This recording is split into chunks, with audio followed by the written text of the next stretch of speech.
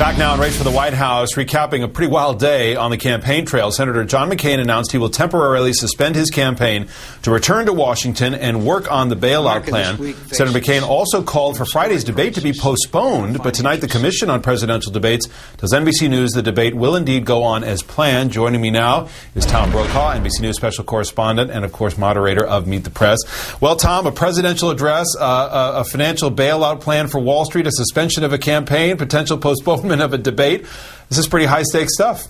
Well, it is, but it's also characteristic of what we've been living with for the past 18 months or so. You've heard me say this too often for you to hear it again, David, but UFO, the unforeseen occurring. And this has been a scrambled presidential race from the beginning.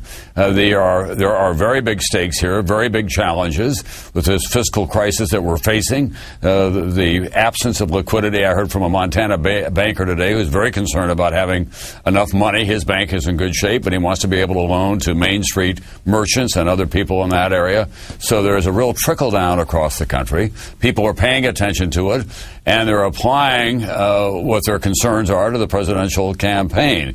No one should be surprised that John McCain may be making this announcement and this decision in the best interest of his campaign, because his whole focus right now is to get elected.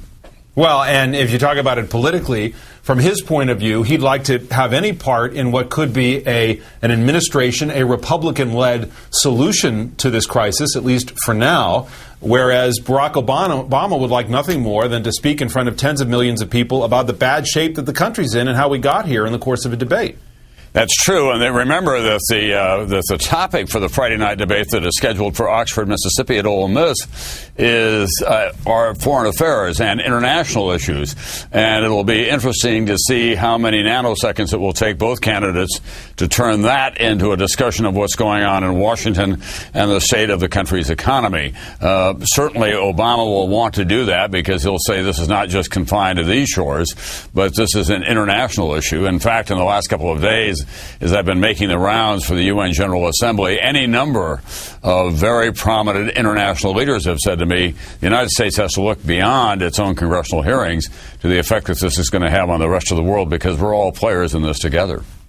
So in the end, do you think McCain goes to the debate?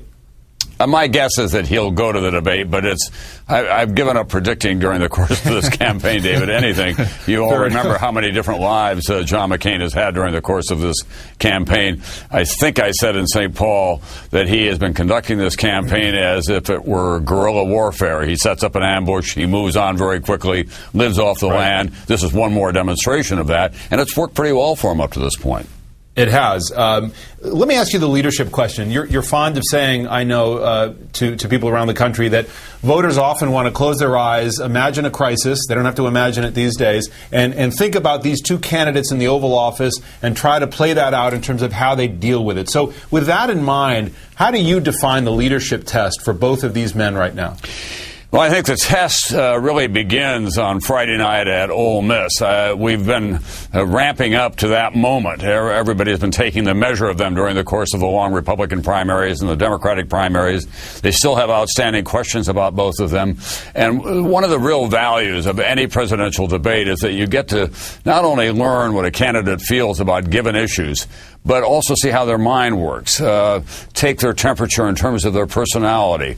It's tonal as much as it is substantive, and that's why it's going to be important. What kind of leadership qualities are demonstrated that night? You know, the seminal debate in American presidential politics in modern times, obviously, is John Kennedy against Richard Nixon, and everyone knows that those who listened to it on radio thought that Nixon won on substance, but anyone who watched it on television that night and saw the cool, elegant John F. Kennedy thought that he demonstrated the greatest leadership qualities.